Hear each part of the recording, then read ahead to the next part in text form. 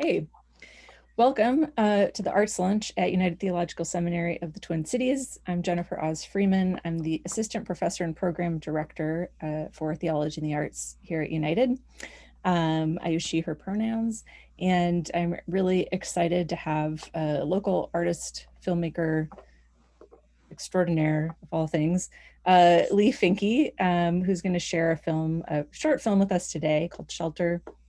And then we'll have some time for just conversation and Q&A after that. So I'll let you, Leigh, introduce your work more as you wish, and then you kick it over to me and I'll share the film. Thank you so much, Jennifer, and thank you for asking to do this. I'm really excited for folks to get a chance to see this little movie that I made, and I'm excited to be around and see some reaction. So as Jennifer said, my name is Leigh. I'm an author and filmmaker. I live in St. Paul. I had a couple of books come out during the pandemic last August, Queerfully and Wonderfully Made, and a book that goes along with it, and therefore LGBTQ teens in Christian families. So if that's something you'd like to know about, you can look it up. I also run a production company called Totally Gay Productions. It's primarily where we primarily do documentary film, we being me, but occasionally we do, other kinds of projects like this one. So, I mean, by way of setting this up, I am currently working on a longer documentary about gender confirmation surgery. And while I was going through a bunch of the footage I have just accumulated over the last 18 months, I found this 14-minute piece of audio that I had recorded in the middle of a severe depressive episode that lasted about a month. And it ended up being sort of the core nugget of the project you're going to see, which is about that depression. So I hope you're glad that you came, and I can turn it back over. I think by way of introduction, that should be good. Perfect, thanks.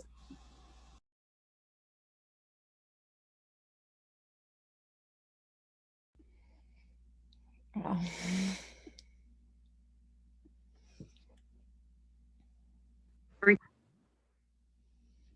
Thank you, Leigh, for sharing that and with us. Thank you for wanting to share it. Just really grateful. So, of course, I mean, I have comments and questions and things like that. That's a very powerful 2.5 minutes. So I am pretty confident that we have certainly enough for the rest of the arts lunch to talk about, I think. And I'm sure that as, it might take some little time to digest too and reflect on that. So there's no need to kind of rush in or feel like you have to have something right away. We can kind of sit with it for a few minutes. And I'll do that thing of trying to be quiet at the beginning to allow people to talk. Yeah, are there any initial, and as you all know, chat is an option too. Yeah, and Peregrine put in the chat, or Stephanie put in the chat on Peregrine's chat. I see that you signed that now. To watch it again. Yeah, since it's so short, so maybe we could talk about it for a minute and then I can replay it as an option too. I think, yeah, that's a great idea. Advantage of a short little film is we can kind of have multiple engagements with it.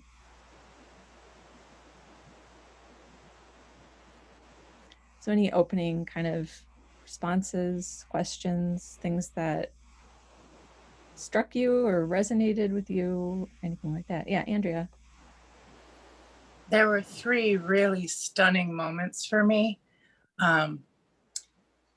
One of them was, I mean, pretty obvious because the symbolism was was very there was the red in the sink. Gave me that moment of just feeling this sort of mortality piece to the depression, just kind of feeling the body, because the body was so present in the whole piece. And so thinking about kind of the interiority of the body. And that was, it struck me, like I gasped at that moment. And then there was a moment when, there were two moments when you juxtaposed your body. One was when you were playing the piano, and I think you were sitting on the couch, I could be wrong, but that moment where there was the movement of the body kind of co-joined, kind of this duality of how we embody different feelings in one moment, that was, and you were playing, I really loved, and all of a sudden I started to recognize that the piano, I couldn't recognize the song, but it was like, at a moment I was like, I should know this. And I couldn't place it. And so it had this familiarity that was really lovely. And then very much at the end, when you stood up out of yourself, like this sort of release, like you were laying down and then you stood up out of yourself kind of, and then you got up again. Like, so it was kind of the first part of you. And I felt very much like it was, and of course, you know, I'm sure you have many more thoughts about this, but it was very much about the feeling of release, like I'm moving out of this space, and then truly the more sluggish, depressed body moving out of this space, which was that was a beautiful end. So anyway, those are the first thoughts that I had that I just were really striking. Thank you. I'm curious if anybody did pick up what song that was. Moon River? Yes, it was Moon River. Okay. I didn't know if, I couldn't tell if people would be able to grab it or not, but yeah, it's Moon River. Thank you for those very generous comments. Yeah, I mean, you nailed most of that. I think, you know, I was a little nervous just personally about, you know, my depression historically it can get very real and very serious. Like many people, right? The experience of depression during the pandemic is not something that's particularly unique. And I had a little bit of hesitation about whether or not to include sort of like a blood in the sink, but that's true to my experience, and so it goes in. Can I ask why you did pick Moon River? I just like the hook. You know, I think it sort of hangs in the background really well, and it also like plays in my head a lot. It's one of the few songs that I'm confident in playing on the piano as well, but I just think, you know, it kind of has a repetition that you can kind of come back to that do do do do do, like it just like kind of, you can insert that almost in any place in the song and it sort of sticks as itself. So, and I just like love the song.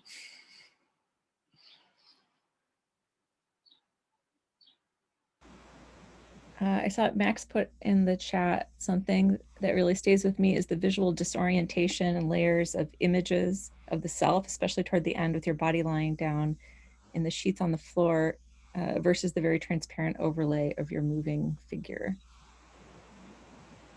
I felt like that had that, well, I have these like sheer curtains in my office actually, and it had that kind of feeling in many ways, like you're seeing parts of it through a moving curtain or something like that. And maybe the Moon River also, like it worked together well, I think, reinforcing that feeling for me. Max, did you want to say anything else or Sure. for that? No. I think thinking about why it was so striking is I think my own, experiences of depression, there's this like a dislocation of myself, I think, and that felt very real to me of like, am I seeing myself from outside of my body? Am I disassociating from my body? And then I snap back into it. And then even as I talk about this, I'm like, philosophically, I don't like the idea that there's an I and then there's my body, and I don't always feel that way, but sometimes in depressive states I do feel that way, that there's something separate. So just that, the kind of multiple angles, multiple transparencies and opaquenesses of yourself, Leigh, like that felt very familiar. And that, and then because it was so familiar, felt very striking.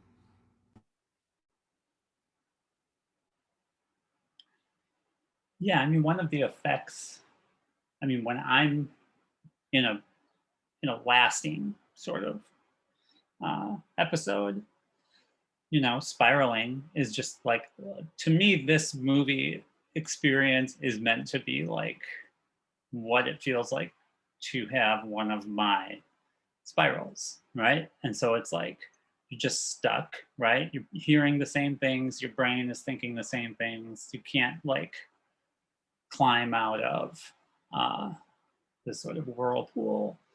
And that is true physically as well, which is like when you're doing something normal, right? Like playing the piano, you know, you're also carrying all of this weight and all of this multiplicity.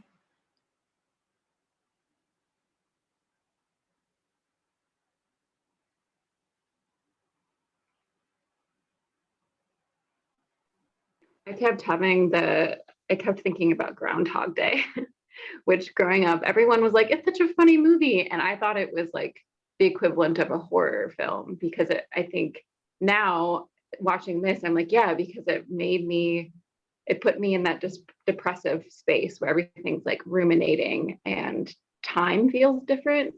And I think you captured that really well, kind of like what you were just describing of this feeling of time being kind of like sluggish, but in a really haunting way, like everything just feeling really heavy and empty at the same time. And there being, especially with the pandemic, really not a lot of external markers to kind of anchor you. And so the depression is allowed to like take up like fuller texture of just like blobbiness. Yeah, I thought you captured that in like a really disarmingly, like a really arresting, visceral way. It's funny that you mentioned Go ahead. It's funny Yeah. sorry. It's Go funny ahead. that you mentioned Groundhog's Day. I also love Groundhog's Day, but there is a stretch of that movie, maybe like 20 minutes, where it's like humorous suicidal attempts, right? Like he's just trying to commit suicide and can't. And I agree with you. I think that's like, it's a horrific experience, especially for individuals who maybe have persistent unwanted thoughts, which is a real experience and diagnosis that some of us have. And yeah, it's like, that's just like a wild, very strange sort of segment of 90s culture where Bill Murray just can't successfully kill himself.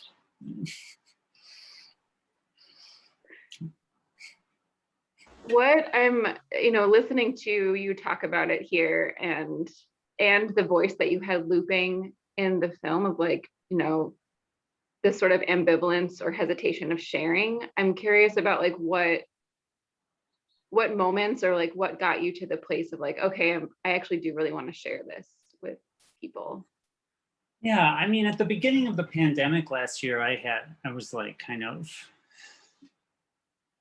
basically like, I'm going to use all of this excess time, I tried to be really productive. And I was for a short time, and I was making these videos, kind of like queer explainer education videos, which was sort of building out of the work that I had done with my book. And where I would just like, eventually I would just record, right? And start talking and recording. But like, eventually I was just like recording sad stuff, because I didn't feel good.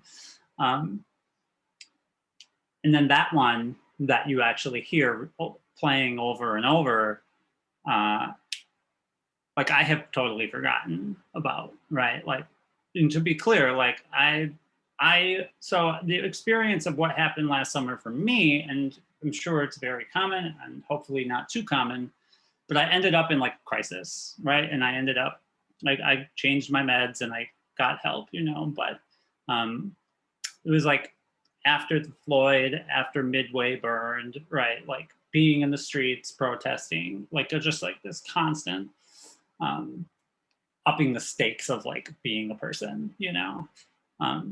So I recorded that at some point during then, and then I had just, it was just lost to me, you know? It wasn't until I started looking for, a few weeks ago, I started working on another project where I was going through all of this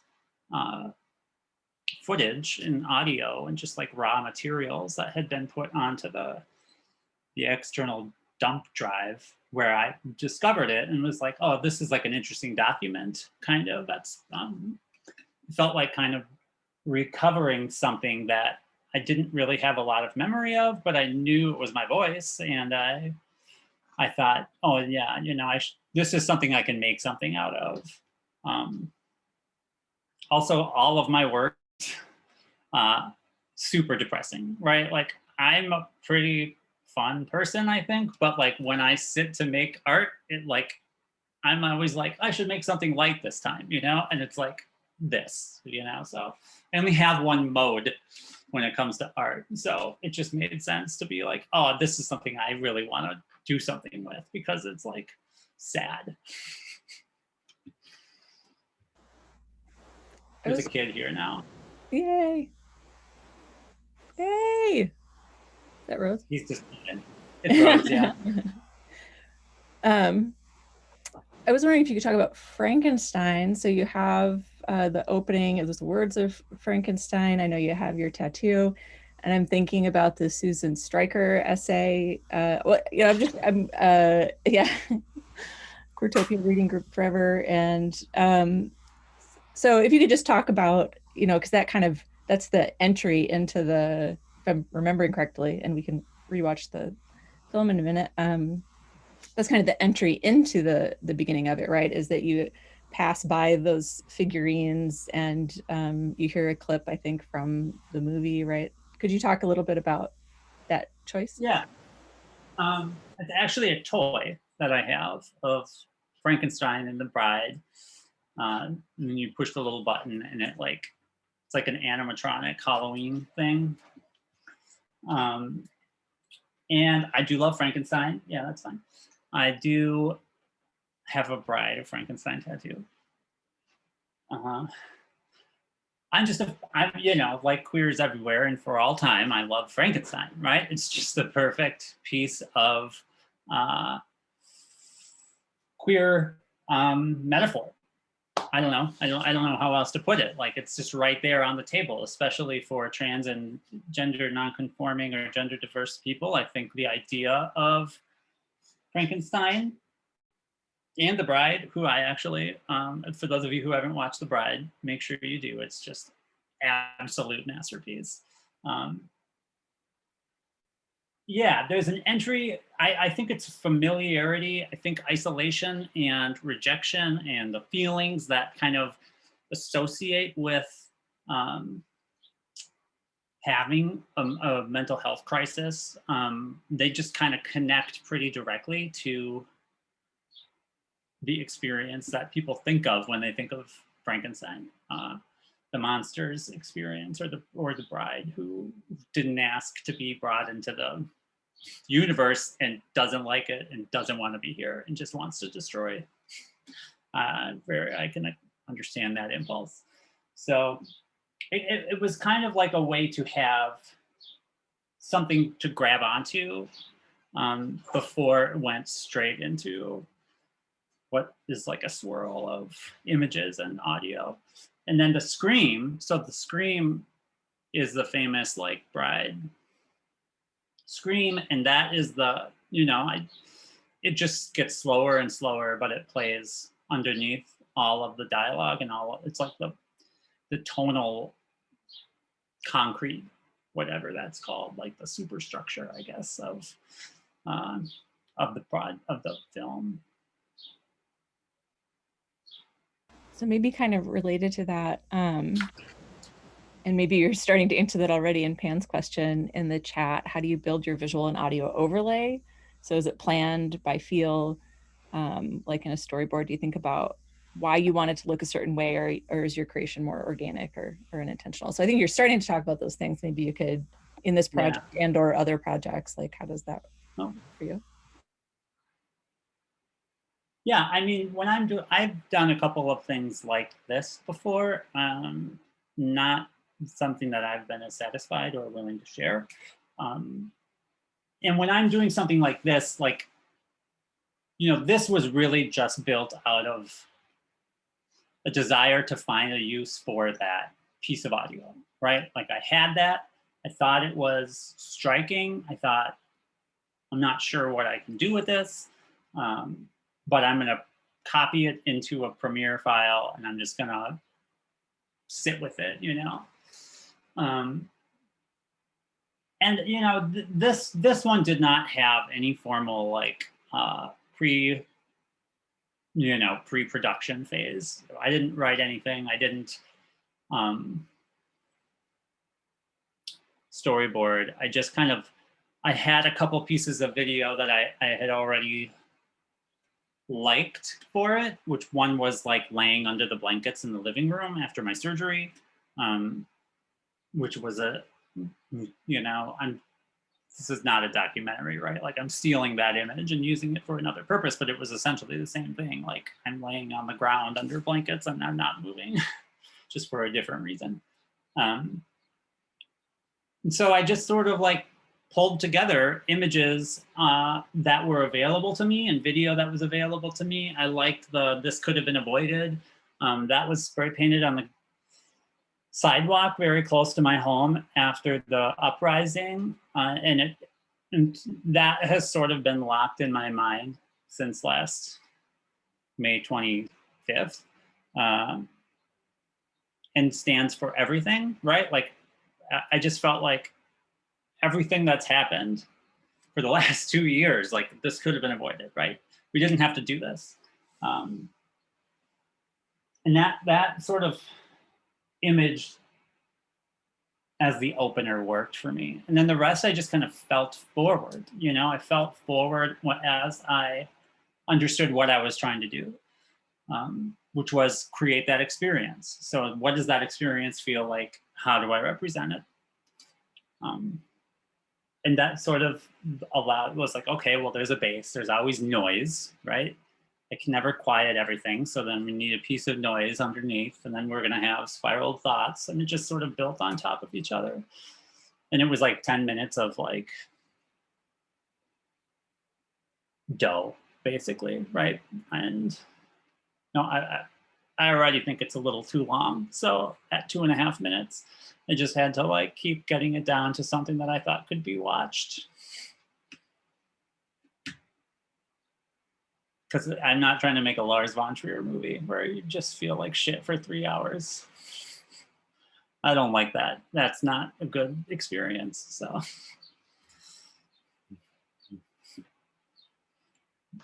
I was wondering if you had any thoughts or reactions of watching that clip again, that film. Any new reactions or thoughts about it? I mean, it certainly feels different to watch it with people watching it, right? I mean, I don't love rewatching things, I like make stuff and then I like to feel like, okay, this is done, and I hope audiences find it and kind of just walk from it. And this film particularly, it's very personal and dark, I guess, for lack of a better word. So yeah, I mean, that is a new experience for me. One that I don't know how I feel about yet. So we'll have to give it a day, but I'm grateful to have the chance. There's also a shot of that. The one shot I couldn't decide whether to leave in or not leave in, which I did end up leaving in, was from it's when I have that mask on, from The Purge, if anybody likes the Purge movies, where it says as God. So like Keith Stanfield's mask in like The Purge 3 that my son wanted to buy for Halloween. and we were making like dumb stuff around the house with that mask because it's really scary, I think. So seeing that in like seeing something that I wasn't sure, I didn't feel super sure about whether or not I wanted it or it worked. You know, that was like interesting to think, okay, how are other people gonna see that? But it's a good question. I don't really have a good answer for it. So maybe to follow on that, what did folks who saw that mask or noticed it, or what did you make of that? Did anyone grab onto that in their viewing of it? Yeah, I mean, I know it was the purge mask, but it also was just like this, like, to me, it just sparked this like Rolodex of horror mask situation. So I was thinking a lot about all the like face transplant type horror movies. Thinking Dr. Phibes. I was thinking of there. It brought back a lot of them, and then just thinking about one. Those characters are usually not in the best or not in the happiest space of mind. The ones who either are taking off their own faces or taking off someone else's face or wearing a mask. So I thought of that. That was the main thing. I loved the use of the purge mask. I mean, I both found it. I was like, that's kind of funny, and then I'm like, it's really not funny. That's where I am with that. I mean, The Purge is like the only mainstream film franchise that I can stand anymore. So I love me some B-rent horror dystopia, you know.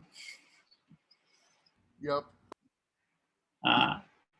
But I do appreciate that. And I did, like the first time I shared this movie with my partner, I was like, I know you don't like horror movies, but this is a horror movie that I made, right? Like it's supposed to feel like you're watching something like that.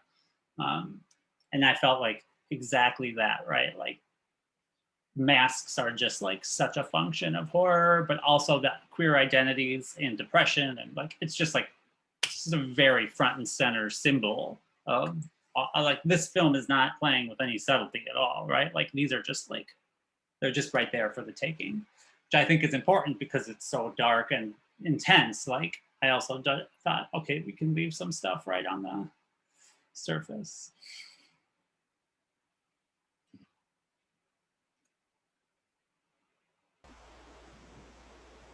Would maybe now be a good time to watch it again? We could do another short screening here. So I will pause and we'll look at it one more time.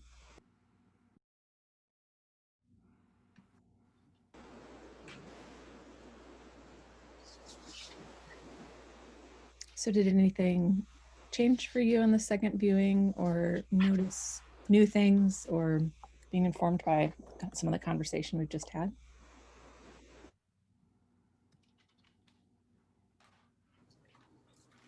It felt way shorter. Like a blip. I was like, wait, what?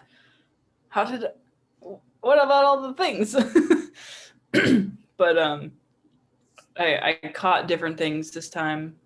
Like at the very beginning, I'm never going to use this. And I was like, that's a bit of a like, ha, and now I'm using it. Ha. So that was kind of fun. And reaffirming the thing that I caught the first time, which was lies to you in your own voice. Like I thought that was the most powerful. But also just like for an interesting perspective, listening, because I don't know how much audio editing you, like how much modification, but hearing which words, as you were just talking to yourself for your like reflective, just the audio track, you speak some words louder and are just like blah, blah, blah, blah. Oh, blah, blah, blah. And normal was one of those words that was louder, and I don't know if it was meant to be or if that was just the track of your voice that we do. Sometimes we say words louder or more emphasis just as we're speaking, so that kind of popped out to me. Yeah, that's a really interesting thought. I mean, I didn't adjust any of the, I didn't highlight anything. Everything that got put in on audio was playing at the same levels. But it certainly comes in and out, you know, like some things are far more audible, and the others there's a kind of a lot of a drone or ramble that happens underneath. Yeah, that's interesting. Excuse me. I think this time through, I was really caught by the like the ephemera of life. Like the first time through, I was really focused on the body, and so really that central, like this, you as the central figure. But the second time through, I was really noticing kind of your surroundings and kind of the feeling of there was no overt like editing of like, I'm going to take this out, I'm going to fix that blind, I'm going to, you know, like the things that you very often see when people are, when people have worked, like have thought very deeply about the intention of the surroundings. And that felt so very authentic to the messaging, like to feel as though this is in this moment, this is in this time, this is very raw and honest. And I really appreciated that aspect of it, like that there was so much of the intentionality was how you put the images together and how you put the sound together and how you put the, like, so I appreciated, I felt like that was a very, I don't know what the right word is. Like I'm looking for the right word there. I thoroughly enjoyed how very intentional it was after the fact in some ways, if that makes sense. So it was like, it was all of these clips of this momentary existence in life. They were very real and true. And that feels to me like when you're reflecting on like the crap that's happened before, like the depressive episode or the, you know, whatever it is, it's more the editing of what has been as opposed to the editing during. And so I feel like that really rang very true and authentic to my experience of shitty life. So. Oh, thank you. Yeah, and that's an interesting thing to think about in terms of me watching this second time. Like I can tell you, like I don't like personally how there's 3 tracks, right? The audio is playing 3 different times, and there's the line, everybody's got their own shit, and it's hitting way harder than I would have preferred as an audience member, right? Like I feel like it's right, just keep hearing the word shit, and it's like, oh, I don't think I would have done that, right? Like at this point, having watched it again with an audience, but I mean, I wasn't changing it. Like I just left the dialogue, I left the language where it was, and I just shuffled it. So that's just what happened. And to the previous remark, right? Like that's hitting. That's what is audible higher than the rest. So feels a little bit like, you know, but I'm okay with that.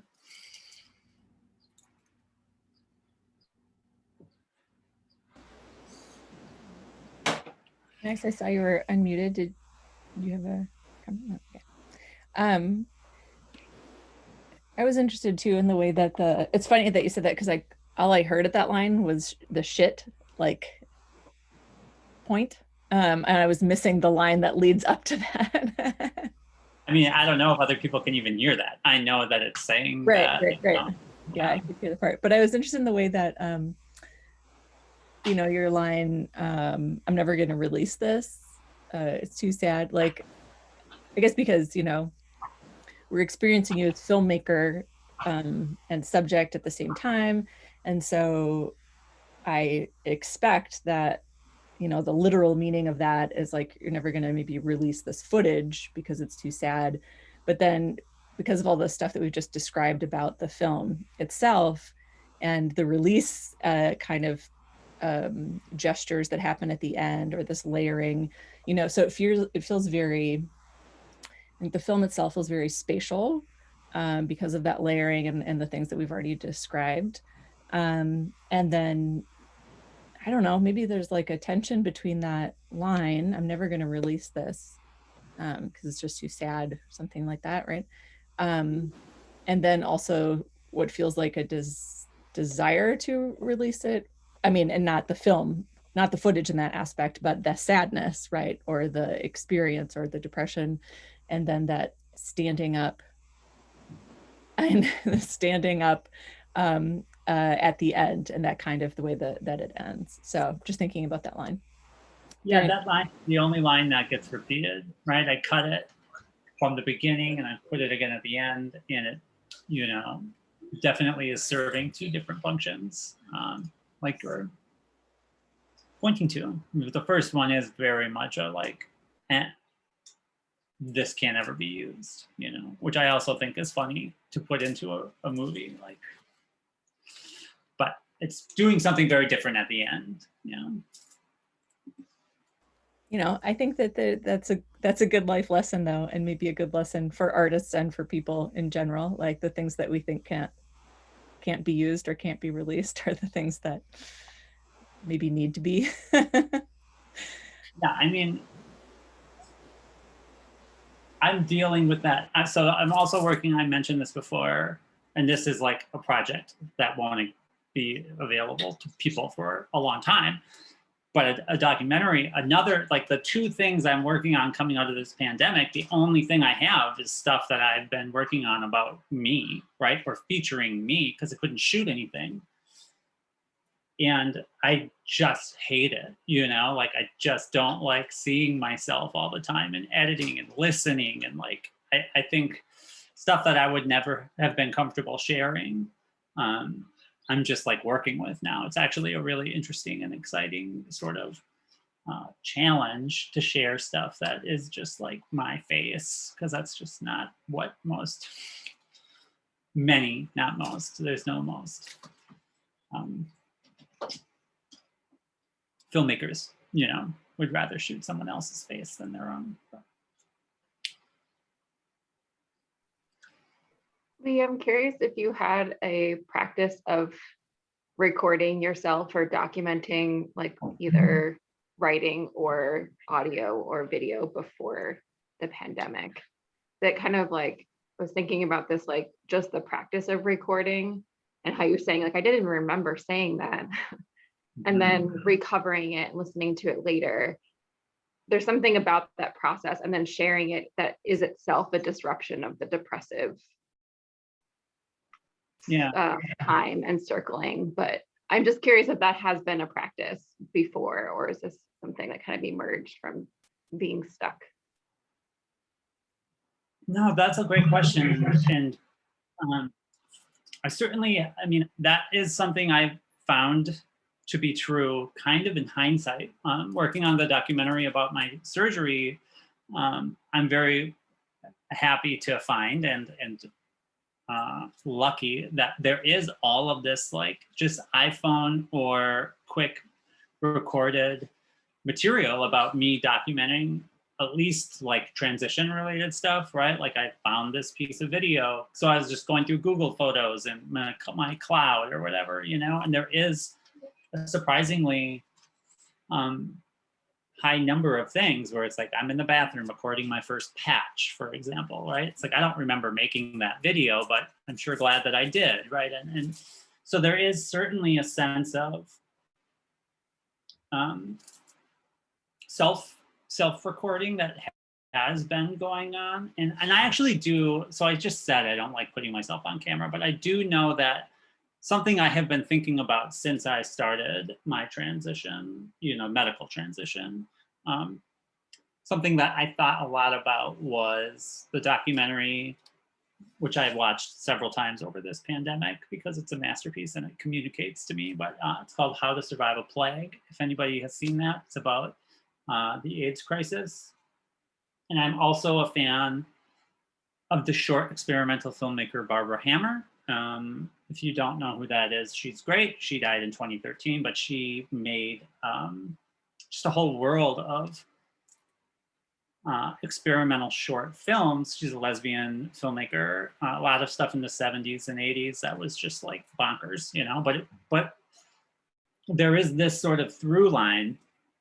And I've been thinking a lot about this while I working on my documentary of the history of like queer movies, queer cinema, queer documentation is just queer people recording themselves, right? Like that's where we go for the record. If you look at something like How to Survive a Plague, it's just people who are recording what's happening because nobody was at those cameras, weren't covering ACT UP meetings, you know? And you can just keep going back. And this is probably true outside of queer spaces too, but I think like the history of queerness is documented just by queer people recording their own stuff and like capturing it and doing something with it. And the more I sort of spend time reading about and watching Barbara Hammer stuff, the more that excites me. And I wanna just like have people over and then put them on camera and then I'll make something 5 years later or something, you know, but so yeah, that's a long answer to that, but it is something I have been thinking about for a couple of years about the way we have to do that if we're gonna have a record, especially of like trans and transition and gender diverse communities, like we should make that record.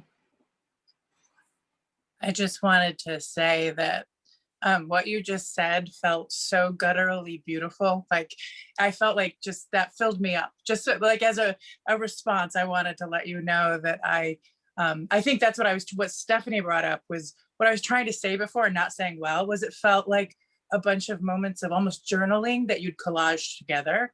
And I think, and that all the authentic reality of life was put in there and what you like, I just wrote both of those down because I haven't actually encountered them. I'm not much into film, but I have much to learn. But what you just said felt so wonderful and beautiful, and I can't wait to see it. If you know, there's a documentary called Pride on Hulu. It's an episodic documentary that's going decade by decade, and it's really cool. They're just letting directors make stories about whatever interests them from that decade. But I think episode 3 or 4 is a sizable chunk of it is about Barbara Hammer, whose work is hard to come by. I actually just got one of the DVDs in the mail from like the archive that manages her, you know, and it's 4 films that are under 20 minutes each, and it's like $50, you know, like art people. It's hard to buy their stuff, so. But she's terrific and worth knowing. I love her.